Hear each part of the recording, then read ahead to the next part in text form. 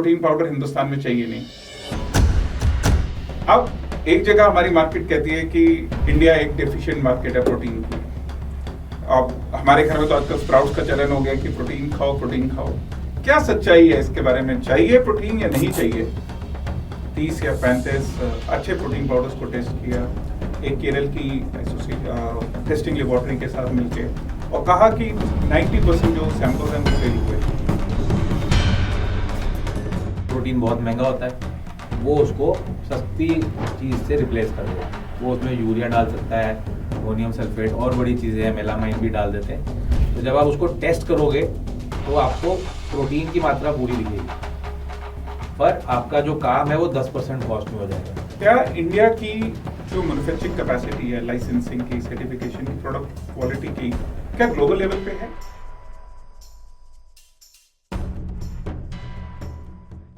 Hello and welcome to direct selling today. Direct selling industry में जो हमारी रीढ़ की हड्डी होती है उनको हम प्रोडक्ट्स कहते हैं। प्रोडक्ट्स हैं तो हम हैं। अब इन प्रोडक्ट्स की जो रीढ़ की हड्डी होती है वो कौन होते हैं? अच्छे मैन्युफैक्चरर होते हैं। उनके साथ आपकी सोच होती है, आपके फॉर्मुलेशंस होते हैं जिनसे अच्छे प्रोडक्ट बनते हैं। बट क्या आप जानते हैं उन मैन्युफैक्चरर्स की रीढ़ की हड्डी कौन है? उनके पीछे होती हैं टेस्टिंग लैब्स। वो लैब जो चेक करती हैं कि आपका इंग्रेडिएंट क्या है, उसकी एफिकेसी क्या है, उसकी लाइसेंस की कंप्लायंस क्या है। तो आइए मिलते हैं एक ऐसे शख्स से जिसने अपनी जिंदगी का मिशन बना लिया है अच्छे प्रोडक्ट को टेस्ट करना, उन कंपनीज के साथ काम करना जो एक अच्छे प्रोडक्ट को कंज्यूमर तक लेके जाना चाहते हैं। आइए मिलते हैं ऑरिगा रिसर्च प्राइवेट लिमिटेड के मैनेजिंग डायरेक्टर सौरभ अरोड़ा जी से। हेलो सर, कैसे हैं आप? मैं बहुत अच्छा हूँ, आप कैसे हैं राहुल? सर, बहुत टाइम से आपका इंटरव्यू लेने का सोच रहे थे और काफी रिसर्च करनी पड़ी हमारी टीम को, क्योंकि आप जो रोल प्ले करते हैं वो तो बैकएंड का भी बैकएंड का भी बैकएंड है। और मुझे लगता है कि किसी को भी शायद ये पता नहीं चलता होगा कि आप क्या काम करते हैं।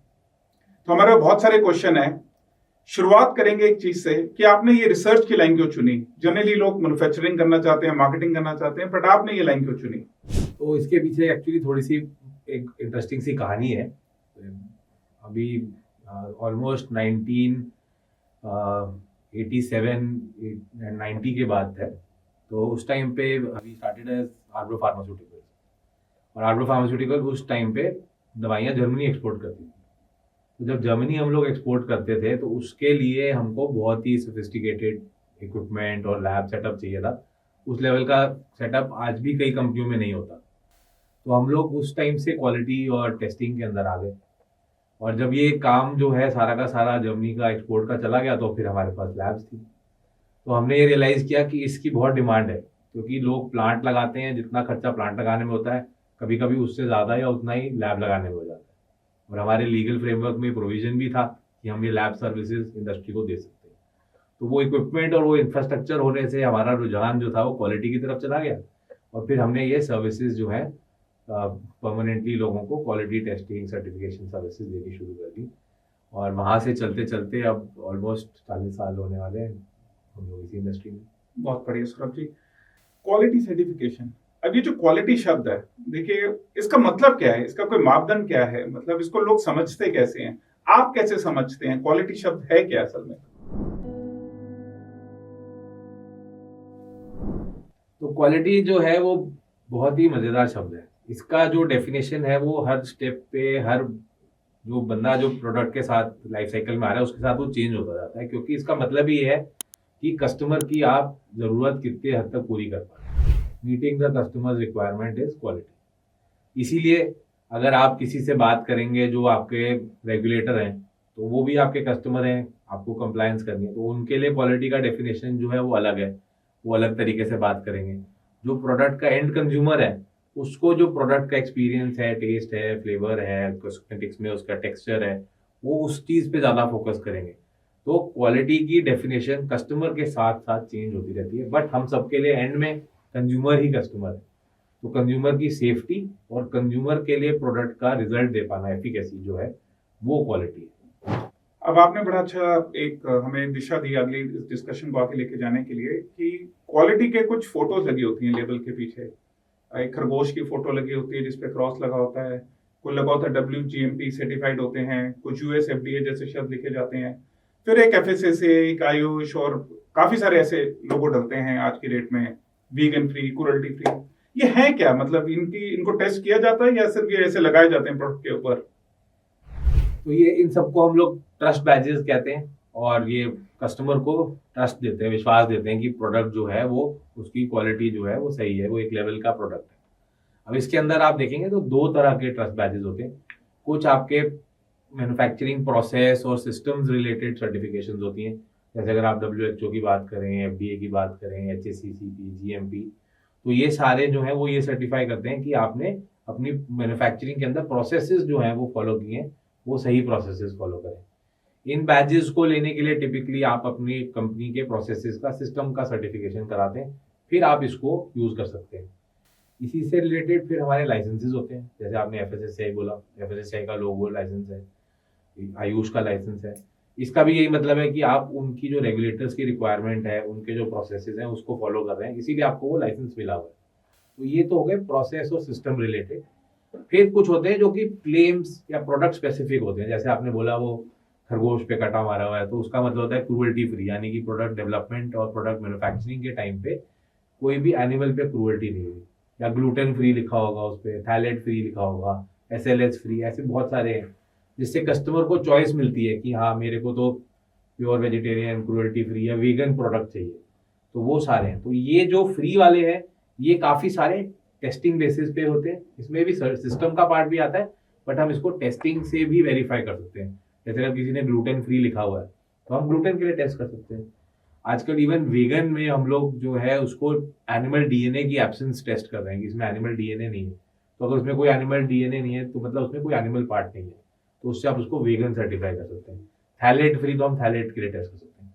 तो basis on system, licensing and product testing, ये 3 तरह के ट्रस्ट बैजेस हैं जो आप अपने प्रोडक्ट पे लगा सकते हैं, और इन सबके पीछे कुछ ना कुछ या तो सिस्टम की सर्टिफिकेशन या प्रोडक्ट की सर्टिफिकेशन रहती है। तो यानी कि जो उनके ऊपर लेबल्स लगते हैं, जैसे सौरभ जी ने बताया कि अगर जो ट्रस्ट बैचेस उन्होंने शब्द इस्तेमाल किए, यानी हम आम भाषा में बात करें तो जो लोगो लगते हैं प्रोडक्ट के ऊपर, हर लोगो लगने के पीछे या तो उसका प्रोडक्ट का लाइसेंस है, या उसका टेस्टिंग है, या उसका सर्टिफिकेशन है। इन तीनों में से अगर कुछ नहीं है तो वो प्रोडक्ट पे, लेबल पे जो टैग है या इमेज है, आप यूज नहीं कर सकते। अब इसी सर्टिफिकेशन या पे बात करते हैं, या एक परसेप्शन पे बात करते हैं। तो कुछ दिनों पहले एक ICMR ने एक निकाला, अब कुछ लोग, ICMR is Indian council for medical research and it's India's leading organization जब हेल्थ के बारे में बात करते हैं। उन्होंने कहा कि हमें प्रोटीन पाउडर हिंदुस्तान में चाहिए नहीं। अब एक जगह हमारी मार्केट कहती है कि इंडिया एक डेफिशिएंट मार्केट है प्रोटीन की। अब हमारे घर में तो आजकल स्प्राउट्स का चलन हो गया कि प्रोटीन खाओ, प्रोटीन खाओ। क्या सच्चाई है इसके बारे में, चाहिए प्रोटीन या नहीं चाहिए? सबसे पहली बात, प्रोटीन तो सबको चाहिए। मैक्रोज जो है हमारे, प्रोटीन, कार्बोहाइड्रेट और फैट है, ये हमको सबको पता है कि खाना तो हमारे को पूरा चाहिए। क्वेश्चन ये आता है कि वो हमें कहाँ से मिलेंगे। अब ICMR बिल्कुल ठीक कहता है कि आपकी बैलेंस डाइट है, आप बिल्कुल बैलेंस डाइट के हिसाब से जो रिकमेंडेड है, सपोज आपको 1600-2600 based on your activity and आपकी बॉडी का वेट कितना है, आपकी हाइट कितनी है, उसके बेसिस पे आप बिल्कुल बैलेंस डाइट खा रहे हैं, आपकी फिजिकल एक्टिविटी भी उतनी है और आप उतनी कैलोरीज ले रहे हैं, तो आपको ऑटोमेटिकली आपके मैक्रोज पूरे मिल जाएंगे। प्रोटीन भी आ गया, फैट भी सही मात्रा में आ गया, कार्बोहाइड्रेट भी आ गया। अब मगर इसमें आप देखो इसमें क्या क्या पॉइंट्स आ गए। एक तो पहले आपका BMI और वो सब स्टैंडर्ड है, दूसरा आपका एक्टिविटी लेवल भी है जो एक रिकमेंडेड एक्टिविटी लेवल है, और तीसरा क्या, बैलेंस डाइट खा रहे हैं। और आज के लाइफस्टाइल में इन तीनों में से आप हर किसी के तीनों पे ही कांटा मार सकते हो। या तो हमारा लाइफस्टाइल सेडेंटरी है, या हमारी डाइट बैलेंस नहीं है, या फिर हमारे को वैसी ही डेफिशिएंसी है। इसी की वजह से हमको सप्लीमेंटेशन पे जाना पड़ता है। अब ICMR सपोज करें, कहता है कि अगर आप 6 फुट हाइट है, आपकी 80 किलो आपका वजन है, तो आपको 2600 कैलोरीज खानी है। अब एक बंदा जो सारा दिन सुबह से शाम तक ऑफिस में बैठा है, पहली बात तो वो 2600 कैलोरी खा नहीं पाएगा। अब वो 2600 कैलोरी खा लेगा तो वो उसको जला नहीं पाएगा, और उसको जला नहीं पाएगा तो क्या होगा, बॉडी वेट बढ़ता चला जाएगा। तो उसकी कैलोरीज उसको कम करने के चक्कर में उसका सारे मैक्रोज कम हो जाएंगे। अब बट प्रोटीन तो चाहिए हमारे को, क्योंकि protein is one of the main building blocks. सारे हमारे मसल, स्किन, हेयर, सब कुछ जो है प्रोटीन से बनता है।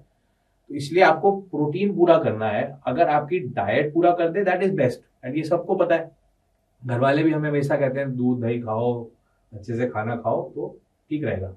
बट क्योंकि जो ट्रेडिशनल बैलेंस डाइट है वो लेने के लिए हमारी एक्टिविटी लेवल और हमारी फिजिकल एक्टिविटी नहीं है, इसलिए हमें सप्लीमेंटेशन पे जाना पड़ता है। अब आप कहोगे कि भाई फिर प्रोटीन से क्यों नहीं होगा? जब आप प्रोटीन सप्लीमेंट लेते हैं तो उसमें प्रोटीन ही ज्यादा होता है, उसमें कार्बोहाइड्रेट्स और फैट्स नहीं होते। जैसे वे प्रोटीन सबसे कॉमन है। वे प्रोटीन क्या होता है? दूध में से जब चीज बनाते हैं तो पानी जो अलग निकलता है वो वे होता है। उसमें आपका चीज बनाने के टाइम पे जो भी कार्बोहाइड्रेट्स और फैट है वो अलग चले जाते हैं और पानी में सिर्फ वे रह जाता है जो कि प्रोटीन है। उसको ड्राई करके हम उसको प्रोटीन पाउडर बना लेते हैं। इससे क्या होता है कि आपको एक कॉन्सेंट्रेटेड मात्रा में प्रोटीन मिल जाता है।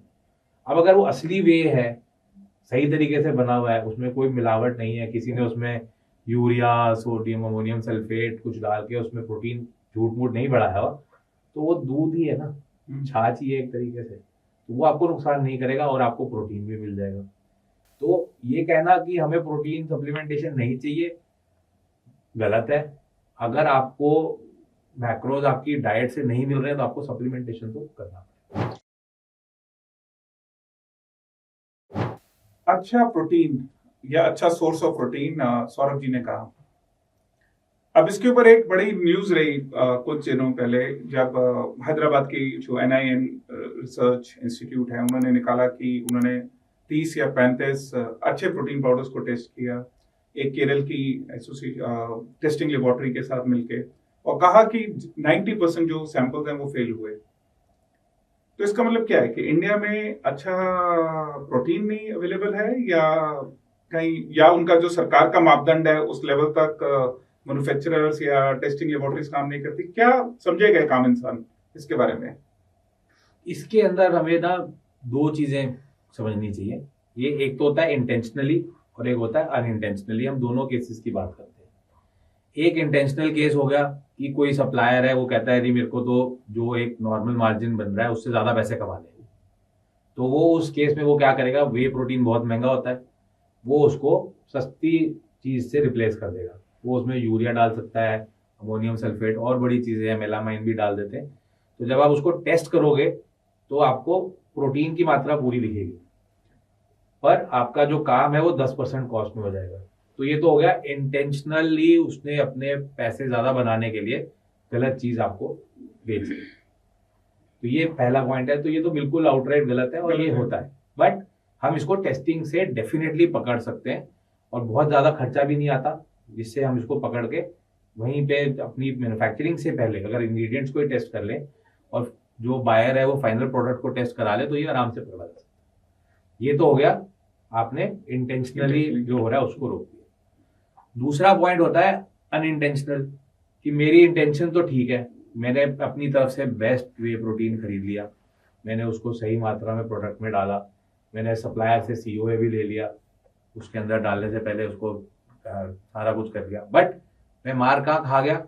अब मैंने टेस्टिंग नहीं कराई, मैं विश्वास पे चलता रहा कि यार मैंने पैसे पूरे दिए तो माल सही आया होगा, मैंने अपने प्रोडक्ट में भी उसकी पूरी मात्रा डाल दी और आगे सप्लाई कर दिया। ये अनइंटेंशनल केस हो गया जस्ट बिकॉज मैंने टेस्टिंग इंग्रेडिएंट की या फाइनल प्रोडक्ट की नहीं करी, नहीं तो मैं उसको पकड़ पाता कि ये क्या हो। तो ये दोनों केसेस अनफॉर्चुनेटली हमारे यहाँ पे हैं और हम देखते हैं जो हमारे पास सैंपल्स आते हैं कि कुछ तो सप्लायर्स हैं जिनके यहाँ पे परमानेंट इशू है। तो जब लोग अपने सप्लायर को क्वालिफाई करते हैं, आप मैन्युफैक्चरर को क्वालिफाई करते हैं, आप उससे 3 बैच मांगिए, उसको टेस्ट कराइए, किसी और सबको दिया होगा उसने माल, तो आपको पता चल जाएगा कि हाँ इनकी क्वालिटी जो है ठीक है। और दूसरा, आप अपने प्रोडक्ट को रेगुलरली टेस्ट कर सकते हैं जिससे आपका कंफर्म रहेगा कि आपका जो प्रोडक्ट है वो हर बैच जो है ठीक है। इसके लिए हमें बड़े प्लेयर से भी सीखना बहुत जरूरी है क्योंकि वो लोग हर बैच को टेस्ट करते हैं और बहुत ज्यादा कॉस्ट नहीं आती, हजारों रुपए में हम करोड़ों रुपए का नुकसान बचा सकते हैं। क्या बात है। तो जैसे आपने देखा कि 2 चीजों का हमें ध्यान रखना है, वो है कि क्या किस क्वालिटी के मैन्युफैक्चरर के साथ आप कनेक्ट करते हैं, आप उस टाइम पे टेस्टिंग करें कि उनके क्या बैचेस हैं या उनके कैसे वो अपनी मॉनिटरिंग प्रोसेसेस को रखते हैं। बट एक कंज्यूमर में देखा गया कि सर कई लोग उसको अवेयर नहीं कर पाते, अवेयरनेस एक इशू आता है। तो आपकी क्या रोल रहता है अवेयरनेस में लाने में? आप सरकार के साथ भी काम करते हैं, आप इंडस्ट्री के साथ भी काम करते हैं, कंज्यूमर की साइड भी काम करते हैं, तो कैसे आप लोगों को अवेयर करते हैं? जैसे आजकल देखा जाए तो फूड फार्मर करके एक बहुत मैं तो कहूँगा बड़ा रेवोल्यूशनरी सज्जन है वो, जो लोगों को बताते हैं कि लेबल पड़ेगा। तो लेबल ट्रेनिंग भी एक मतलब कोर्स में होनी चाहिए, मतलब 12वीं के बच्चे को ये भी सिखाना चाहिए कि प्रोडक्ट का लेबल कैसे पढ़ना चाहिए, क्या क्या करना चाहिए हमें? मैं कहता हूँ कि वो बहुत अच्छा काम कर रहे हैं, क्योंकि end of the day customer consumer की अवेयरनेस और डिमांड आने से ही सब कुछ ड्राइव होता है। अगर कंज्यूमर मांगेगा, लेवल पड़ेगा और क्वालिटी मांगेगा, तो ही उसको क्वालिटी डिलीवर करी जाएगी। बट सिर्फ लेबल पढ़ने से भी नहीं काम होता, क्योंकि लेबल पे जो लिखा है वो सही है या नहीं है, वो सिर्फ पढ़ने से नहीं पता चलता। उसके लिए आपको उसका जांच करनी पड़ेगी, सैंपल टेस्ट करने पड़ेंगे, और तब आपको जाके पता चलेगा। तो अवेयरनेस और डिमांड क्रिएट करने के लिए डेफिनेटली जरूरी है, बट उसको सब्सटेंशिएट करने के लिए भी हमें थोड़ा आगे जाने की जरूरत है। और ये भी हम ट्रेंड आजकल देख रहे हैं कि हमारे पास बहुत लोग आते हैं, वो कहते हैं कि जी मैं ये प्रोटीन पाउडर खा रहा हूँ, मैं ये आयुर्वेदिक मेडिसिन ले रहा हूँ, क्या आप इसको टेस्ट करके मुझे बता सकते हो कि इसके अंदर क्या है, इसमें स्टीरॉयड तो नहीं है, इसमें कोई एलोपैथिक मेडिसिन तो नहीं डली हुई, इसमें प्रोटीन ठीक है या नहीं है। तो वो एक हमारा इनिशिएटिव है जहाँ हम कस्टमर्स को कंज्यूमर लेवल पे भी बहुत ही रीजनेबल अमाउंट में टेस्टिंग करके उनको भी सपोर्ट कर रहे हैं, ताकि वो अपना जो डिसीजन ले रहे हैं, प्रोडक्ट ले रहे हैं, उसकी क्वालिटी को इंश्योर कर सकें। बट 100% टेस्टिंग नहीं हो सकती, इसलिए अवेयरनेस बहुत जरूरी है। तो अवेयरनेस के लिए एक हम लोग foodsafetyhelpline.com भी रन करते हैं, जहाँ पे हम सारे लोगों को, आप समझिए 2006 में FSSAI का एक्ट आया और उसके बाद 2011 से इम्प्लीमेंटेशन शुरू हुई, तब से ही हम लोग उसको चला रहे हैं। एंड वहाँ पे हम सारी जो food regulation, food safety related issues हैं, उस पर फ्री ऑफ कॉस्ट लोगों को इन्फॉर्मेशन देते हैं। करीब 40,000 सब्सक्राइबर हैं जो उस पर हर महीने आते हैं, रेगुलरली देखते हैं। तो उसके थ्रू हम पूरी फूड चेन जो है, from ingredient suppliers, manufacturers, brand owners, सबके अंदर अवेयरनेस क्रिएट कर रहे हैं कि वो कैसे अपने सिस्टम्स में कंप्लायंस ला सकते हैं और क्वालिटी प्रोडक्ट कस्टमर को डिलीवर कर सकते हैं। सौरभ जी, आपने एक बड़ी अच्छी बात की, डिमांड की। डिमांड तो कंज्यूमर की साइड से आएगी, जब कंज्यूमर पढ़ेगा और उसके क्वेश्चन आएंगे तो जनरली उससे इंडस्ट्री में पुल फैक्टर आता है, फिर आप पीछे से अपना बैकवर्ड इंटीग्रेशन करते हैं। बट क्या ये भी एक सच है कि इंडस्ट्री में बहुत सारे लोगों की कमी है, स्किल्ड लेबर्स की? मान लीजिए बहुत सारे कंज्यूमर्स ने बहुत सारी डिमांड करना शुरू कर दी, तो क्या इतनी लेबोरेटरीज, इतना स्किल्ड लेबर अवेलेबल है इस चीज को करने के लिए? ये आपने बिल्कुल ठीक क्वेश्चन रेज किया है, क्योंकि हमारे देश में ये ओवरऑल जहाँ पे भी टेक्निकल फील्ड्स हैं, उसमें जो ग्रेजुएट्स आ रहे हैं उनकी एम्प्लॉयबिलिटी और उनके स्किल सेट्स में एक गैप है। तो इसको भी पूरा करने के लिए हम लोगों ने भी अपना एक ट्रेनिंग इनिशिएटिव करा हुआ है। एक हमारी वेबसाइट है lab-training.com, और हमारा एक्चुअल ट्रेनिंग इंस्टीट्यूट्स भी हैं दिल्ली में, जहाँ पे हम लोगों को लैब में कैसे काम करना है, क्या करना है, उसके लिए ट्रेन करते हैं। और इसको अभी हमने नेशनल स्किल डेवलपमेंट काउंसिल के अंदर एक लाइफ साइंसेज स्किल डेवलपमेंट है, उसके साथ एफिलिएट होके हमने वो कोर्सेज भी लॉन्च किए हैं। तो ये डेफिनेटली एक गैप है, और जैसे जैसे डिमांड बढ़ेगी तो हमें इसको भी पूरा करना पड़ेगा। But I would say as on date ऐसा नहीं है कि इंफ्रास्ट्रक्चर नहीं, बहुत लैब्स हैं, बहुत कैपेबिलिटी है। तो अगर कस्टमर डिमांड करता है तो we can definitely meet that requirement. इससे एक बात और निकल के आती है मैन पावर से, कि क्या इंडिया की जो मैन्युफैक्चरिंग कैपेसिटी है, लाइसेंसिंग की, सर्टिफिकेशन की, प्रोडक्ट क्वालिटी की, क्या ग्लोबल लेवल पे है? मतलब क्या अभी हमारे यहाँ पे बड़ा अच्छा सा है कि यूरोप से क्रीम आई है तो अच्छी होगी, अगर अमेरिका से कोई जूस आ रहा है तो अच्छा ही होगा, पर इंडिया से है तो शायद पता है या नहीं है। तो क्या इंडिया के जो लाइसेंसिंग और सर्टिफिकेशन के जो प्रोसेसेस हैं, चाहे वो आयुष के FSSAI के हैं या कॉस्मेटिक ड्रग एक्ट के हैं, क्या वो ग्लोबल लेवल पे आ चुके हैं सर? अगर हम आज से पीछे चले जाएं और जितनी भी हमारी रेगुलेशन है उनकी शुरुआत देखें पोस्ट इंडिपेंडेंस से, तो उस टाइम पे जो भी रूल्स, रेगुलेशन और लॉ आया है, वो इस माइंडसेट से आया है कि पहले हम अपने कंज्यूमर्स को प्रोडक्ट की अवेलेबिलिटी दे पाए, हम आत्मनिर्भर हो पाए इसमें कि हमारे यहाँ पे सही मात्रा में खाद्य जो है उनकी प्रोडक्शन सही हो रही है, दवाइयाँ जो हैं उसकी सफिशिएंट प्रोडक्शन हो रही है, ताकि इम्पोर्ट पे डिपेंडेंस ना हो। तो ओवर द ईयर्स हमने वो कर लिया, और फिर आपने देखा कि कैसे prevention of food adulteration act से हम आगे बढ़ के FSSAI के रेजीम में आ गए। तो वहां पे जो फोकस था वो एडल्ट्रेशन और सिर्फ बेसिक क्वालिटी से एक ग्लोबल लेवल की क्वालिटी, पेस्टिसाइड रेजिड्यूज और उस लेवल की बात करने लग गया। सेम चीज ड्रग्स एंड कॉस्मेटिक्स एक्ट के अंदर भी हुआ कि पहले फोकस था कि हमें दवाइयाँ इंपोर्ट ना करनी पड़े, कॉस्मेटिक्स इंपोर्ट ना करने पड़े, तो थोड़े से स्टैंडर्ड्स लोअर थे। बट आज की डेट में ये सारे जो स्टैंडर्ड्स हैं ये ग्लोबल स्टैंडर्ड से अलाइन हो चुके हैं या बड़ी तेजी से आगे अलाइन करे जा रहे हैं। पर गैप अभी ये है कि क्योंकि ये स्टैंडर्ड्स हाल ही में आए हैं, अब वो सारी इंडस्ट्री को उस लेवल तक अपग्रेड होना, प्लस इन्फोर्समेंट कंप्लायंस। अगर आप देखें एफएससीआई कहता है कि उनके पास में 1.5 लाख 2 लाख लाइसेंसीज है, तो अब उनकी उस लेवल की मॉनिटरिंग और उस लेवल की कंप्लायंस आते आते थोड़ा समय लगेगा। तो आपके क्वेश्चन का छोटा आंसर ये है कि quality standards are already in place. जो हमारे ग्लोबल स्टैंडर्ड्स हैं, इंडिया की रेगुलेशन और स्टैंडर्ड्स के अंदर भी वही है, और हम उसी के लेवल के ऊपर कंप्लायंस है। अगर आप सारी रिक्वायरमेंट्स मीट करके चलते हैं तो इंडिया के यूरोप के प्रोडक्ट में कोई डिफरेंस नहीं मिलेगा। ये तो बहुत अच्छी बात बताई आपने। इनफैक्ट एफएससीआई ने तो डायरेक्ट सेलिंग इंडस्ट्री के लिए एक बहुत बड़ा काम कर दिया कि डायरेक्ट सेलर का एक अलग से क्यूओबी ओपन कर दिया, जो और डायरेक्ट सेलर्स को इस बिजनेस में करने में मान्यता प्रदान करता है। सौरभ जी, आपके साथ डिस्कशन में 3-4 चीजें तो समझ में आई। कंज्यूमर को अवेयर करना प्रायोरिटी रहेगी, उसके जितने भी 6 राइट्स हैं उसको समझ में आना जरूरी है।